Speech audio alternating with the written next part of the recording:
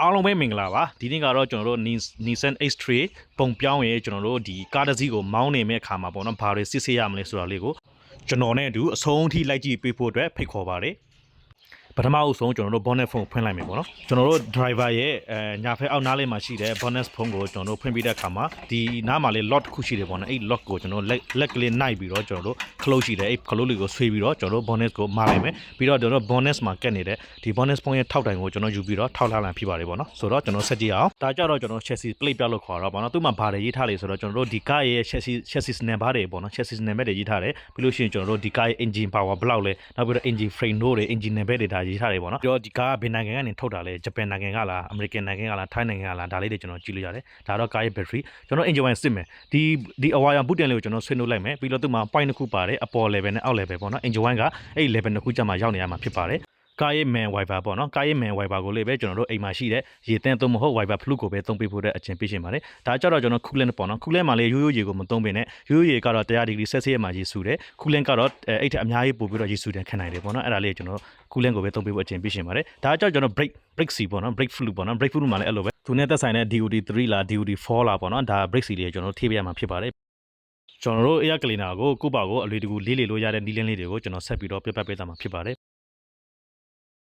်ကျွန်တော် air cleaner ဖြုတ်ဖို့အတွက်သူ့ရဲ့အဆက်ကိုကျွန်တော်တို့ပထမဆုံးဖြုတ်အောင်မယ်ပေါ့နော်ပြီးလို့ရှိရင်ကျွန်တော် air cleaner ကို filter ကိုတွေ့ပြီပေါ့နော် air cleaner filter တွေ့ပြီ air cleaner filter ကိုဆွဲနှုတ်လိုက်မယ်ဆွဲနှုတ်တဲ့အခါမှာလည်းကျွန်တော်တို့သူ့ရဲ့ပြောင်းပြန်မဖြစ်အောင်လို့တေချာလေးမှတ်ထားပေးဖို့လိုပါတယ်ပြီးတော့ကျွန်တော်ကဒီမှာသူ့ကို tension လုပ်ဖို့အတွက်ကျွန်တော် oxygen sensor လေးကိုဖြုတ်ပြီးတော့ဒီ engine ကိုဝင်တဲ့ oxygen ဝင်တဲ့နေရာလေးကိုကျွန်တော် tension လုပ်နေတာဖြစ်ပါတယ်ပြီးလို့ရှိရင်တော့ဒါလေးတွေကိုကျွန်တော်တို့စနစ်တကျ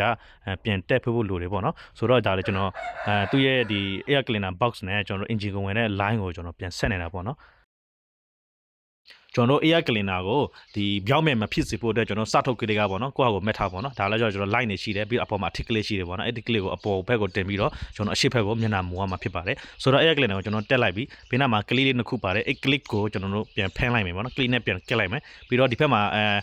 ဒီ engine ကိုဝင်တဲ့လေပေါက်နဲ့ကျွန်တော်တို့ဒီ air cleaner box နဲ့ကြားမှာကျွန်တော်တို့အဆက်ရှိတယ်ပေါ့နော်အဲ့အဆက်ကိုကျွန်တော်တို့ stick clip နဲ့ကျွန်တော်တို့ပြန်ပြီးတော့ဖမ်းမှာပေါ့နော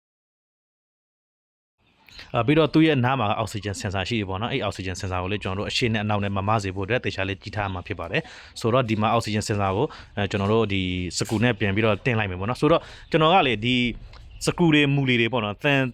နဲ့ပွက်တိုက်တဲ့နေရာတိုင်းကိုကျွန်တော် grade C ထိုးတယ်နောက်တစ်ချိန်မှာကျွန်တော်တို့ပြန်ဖြုတ်တဲ့ခါမှာအလွယ်တကူပြန်ဖြုတ်လို့ရတယ်ပြီးလို့ရှိရင်ကျွန်တော်တန်ရှေးတက်တာမှလည်းကျွန်တော်ကာကွယ်ပေးနိုင်တယ်ပေါ့နော်ဆိုတော့ကျွန်တော် C အမြင့်နဲ့ထိုးတယ် grade C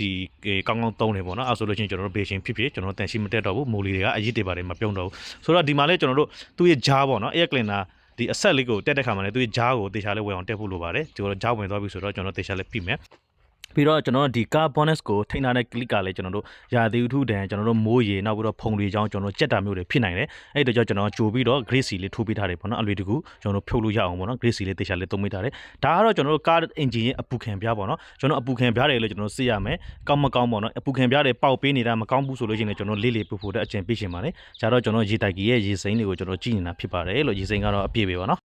်အခုလိုမျိုးကျွန်တော်နဲ့အတူတူအဆုံးထိလိုက်ကြည့်ပေးတဲ့အတွက်ကြောင့်ကျွန်တော်အားလုံးကိုကျေးဇူးအများကြီးတင်ပါတယ်နောက်ရက်တွေမှာလေးကျွန်တော်ဒီထက်စိတ်ဝင်စားစရာဘ ഹു တုဒအကြောင်းအရာလေးတွေကိုကျွန်တော်တင်ပြပေးသွားမှာဖြစ်ပါတယ်အားလုံးကျေးဇူးပါဘိုင်